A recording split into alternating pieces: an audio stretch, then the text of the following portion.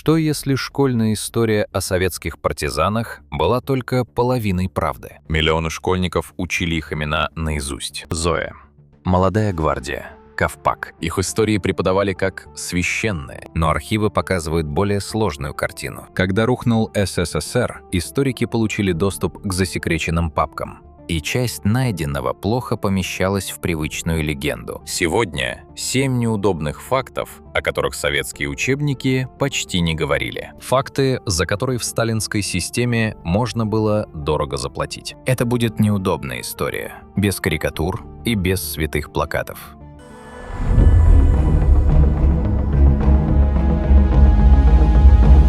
Вдумайтесь в это. Советское государство прославляло партизан. Им ставили памятники, называли улицы, снимали фильмы. Но в секретных приказах Сталина совсем другой взгляд. В документах военного времени видно, люди за линией фронта считались не только героями, но и зоной риска для контроля. Люди, которые провели годы за линией фронта, вне контроля партии. Кто знает, что они там думали? Кто знает, что они видели? После войны часть людей, вернувшихся из оккупации партизанских зон, проходила проверки и фильтрацию. Их допрашивали, проверяли, искали измену. Для некоторых такая проверка заканчивалась лагерем, обвинением или сломанной судьбой. Герои на плакатах. Подозреваемые в папках спецслужб. Государство нуждалось в мифе о партизанах. Для пропаганды. Но живые партизаны после войны были опасны. Они слишком много знали. Этот парадокс многое говорит о советской системе. Прославлять мертвых, контролировать живых. И чем дальше, тем важнее было держать миф чистым. Потому что трещина в мифе – это трещина во всей системе. Теперь о конкретных именах. Начнем с самого известного. Имя, которое знает каждый, кто учился в советской школе. Зоя Космодемьянская. Ее история – это советская легенда номер один. Юная партизанка, схваченная немцами, казненная, ставшая символом. Но архивы открыли детали, которые советские газеты скрыли. Детали, которые меняют все. Переходим к факту 2. Зою Космодемьянскую схватили немцы. Это правда. Но советская версия часто убирала самый болезненный контекст. По ряду свидетельств к ее задержанию были причастны местные жители. Люди из той же деревни, жившие между немецкой оккупацией, страхом и советскими приказами. Зоя выполняла приказ о поджогах населенных пунктов в немецком тылу, чтобы лишить врага укрытий. Но эти дома – единственное жилье крестьян в морозную зиму. Приказ Ставки номер 0428 требовал уничтожать населенные пункты в немецком тылу и прифронтовой полосе.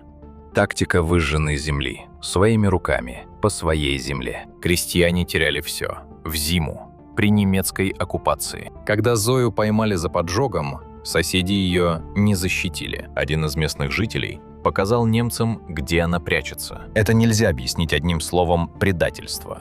Там были страх, оккупация, мороз и отчаяние людей, терявших дома. Советская пропаганда превратила Зою в икону, крестьян в молчаливых свидетелей. Реальная история куда сложнее, чем плакатный героизм. Немцы допрашивали ее, пытали. Она не назвала никого. В этом настоящий героизм, без цензуры. Ее казнили публично.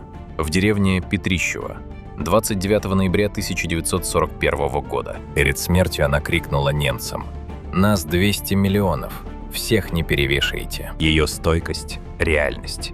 Но вокруг этой реальности государство выстроило удобную легенду. Слой, который скрыл и крестьян, и приказ, и выжженные деревни. Теперь факт 3. О другом великом мифе. Мифе, который написал писатель. Буквально. И получил за это сталинскую премию. «Молодая гвардия». Краснодон, 1942 год. Советский Союз рассказывал эту историю десятилетиями. Но правда впереди. И она гораздо темнее советского романа. Факт 3. «Молодая гвардия» Фадеева не протокол и не архивное дело, а художественная версия трагедии. Реальный подпольный кружок в Краснодоне существовал, но реальная подпольная группа была куда менее гладкой и управляемой, чем ее показывала официальная версия. Несколько подростков, несколько листовок, несколько мелких диверсий. Одна из версий связывает провал подполья с бытовым эпизодом и доносами, а не с большой разведоперацией. История о сигаретах звучит почти абсурдно, Но именно такие мелочи на войне иногда ломают судьбы. Кто-то из местных сообщил немцам. Начались аресты. Молодых людей схватили, пытали, расстреляли. Их тела сбросили в шахту. 58 человек. Это трагедия. Настоящая. Без прикрас. Но Фадеев написал книгу, которая должна была стать не только памятью, но и образцом правильного героизма. Политический заказ на такую героическую историю был очевиден, даже если детали обсуждения остаются предметом споров. И Фадеев написал: 647 страниц. Герои как боги. Олег Кошевой – комиссар. Ульяна Громова – бесстрашная.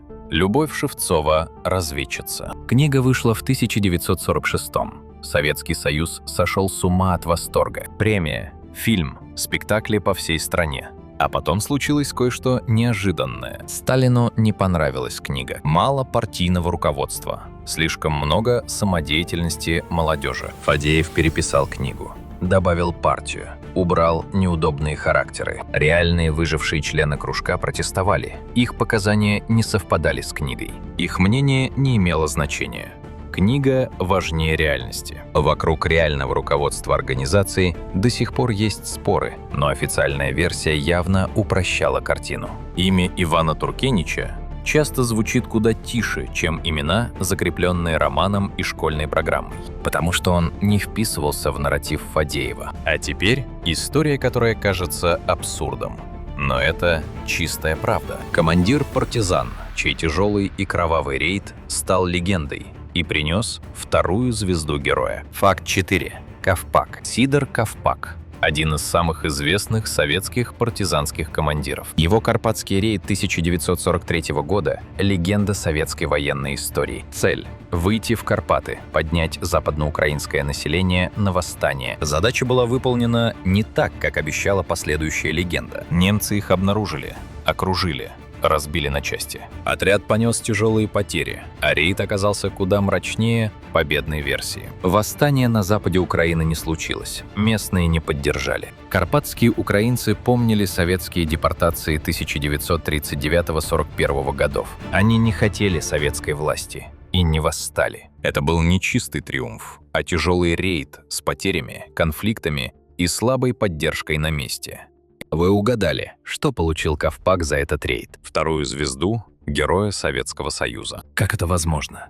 Провал и высшая награда? Понять это значит понять советскую власть. Советская система награждала не только за результат, но и за то, насколько история работала на нужный нарратив.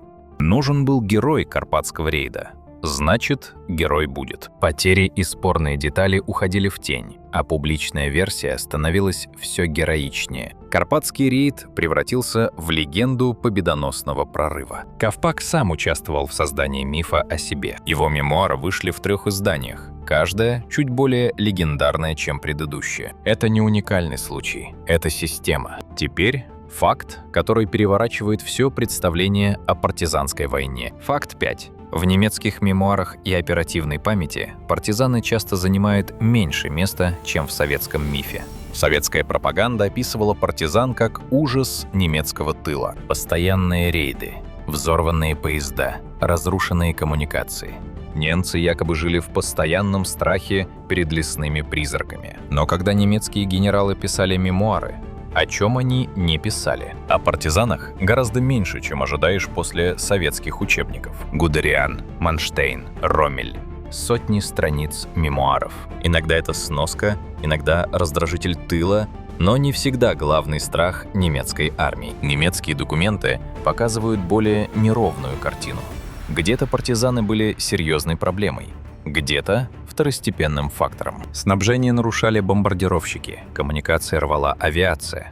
Партизаны были важным фактором, но их масштаб в советской памяти часто превращался в почти мифологическую силу. Зачем же советская история так раздула их значение? Ответ прост и жесток одновременно. 1941-42 годы. Катастрофа для Красной армии. Миллионы пленных. Огромные потери территории. 3 миллиона убитых за первый год. Народ нужно было убедить. Мы боремся. Мы сопротивляемся. Мы не сломлены. Миф о всенародном партизанском движении был еще и психологическим оружием, направленным внутрь, на собственный народ. Это работало. Люди держались, верили. Но правда стоила жизней, настоящих партизанских жизней. Тысячи молодых людей уходили в леса, вдохновленные пропагандой. Они верили в образ сопротивления и часто шли в лес без понимания настоящей цены. Реальные партизанские отряды страдали от голода, болезней, предательства. Немцы применяли жестокие методы борьбы с партизанами. За атаки на немцев оккупанты часто отвечали коллективными расправами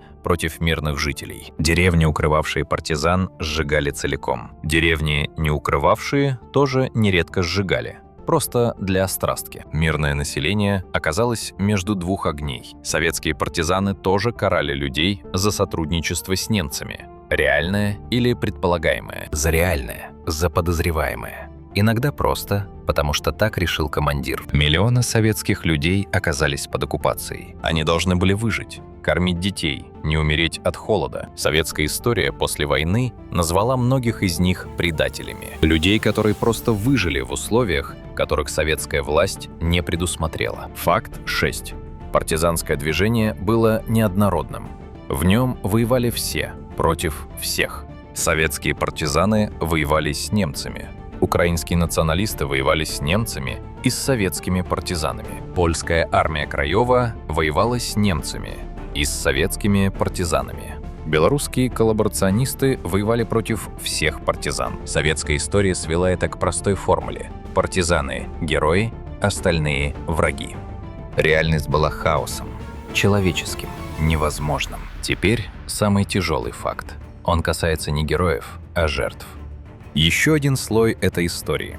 Советская репрессивная машина не исчезла во время войны. Совет Security Service и военные органы продолжали искать измену, дезертирство и неблагонадежность даже на фоне общей катастрофы. Приказ 227 «Ни шагу назад» вводил штрафные части и заградительные отряды. В критических случаях отступление могло закончиться расстрелом. Советский солдат оказывался между немецким наступлением и собственной системой принуждения. Это не было известно советскому народу десятилетиями. Приказ 227 рассекретили только в 1988 году при Горбачеве. 46 лет. Почти полвека. Правда была заперта в сейфах. А теперь... Почему это важно сегодня? Почему история партизан не просто история? Это история о том, как государство использует прошлое, как мертвые герои служат живым властям. Факт 7. И самый важный. Настоящие партизаны были настоящими людьми, не иконами. Они боялись. Они голодали. Они совершали ошибки. Некоторые совершали зверства, как все стороны в любой войне. Некоторые проявляли подлинный героизм. Не потому, что были иконами, а потому, что выбирали в невозможных условиях. Разница между мифом и правдой не в меньшем героизме. Разница в честности по отношению к реальным людям. Зоя Космодемьянская не нуждается в украшениях. Она сделала, что сделала. И это уже достаточно. Молодая гвардия не нуждается в Фадееве. Реальные дети Краснодона сделали достаточно, без романного глянца. Но государству нужен был контроль над памятью. Потому что контроль над прошлым – это контроль над настоящим. Джордж Оруэлл написал об этом. Он знал советскую реальность не понаслышке. Кто контролирует прошлое, контролирует будущее. СССР применял это с хирургической точностью. Не только в истории партизан. Везде. Голодомор, Катынь, пакт Молотова-Риббентропа. Разные темы, но общий механизм один. Неудобное прошлое вытесняли из публичной памяти. Партизанский миф – одна страница в большой истории государственного контроля над памятью. Но даже ложь может содержать семена правды. Партизанское движение было реальным. Жертвы – реальными.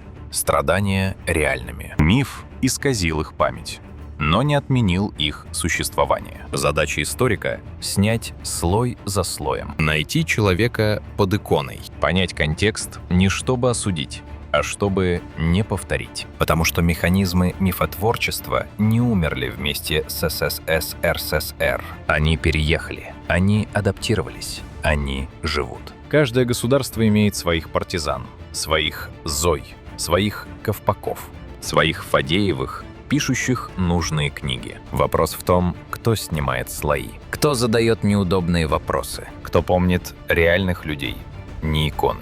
Подводим итог. 7 фактов, 1 картина. Первый.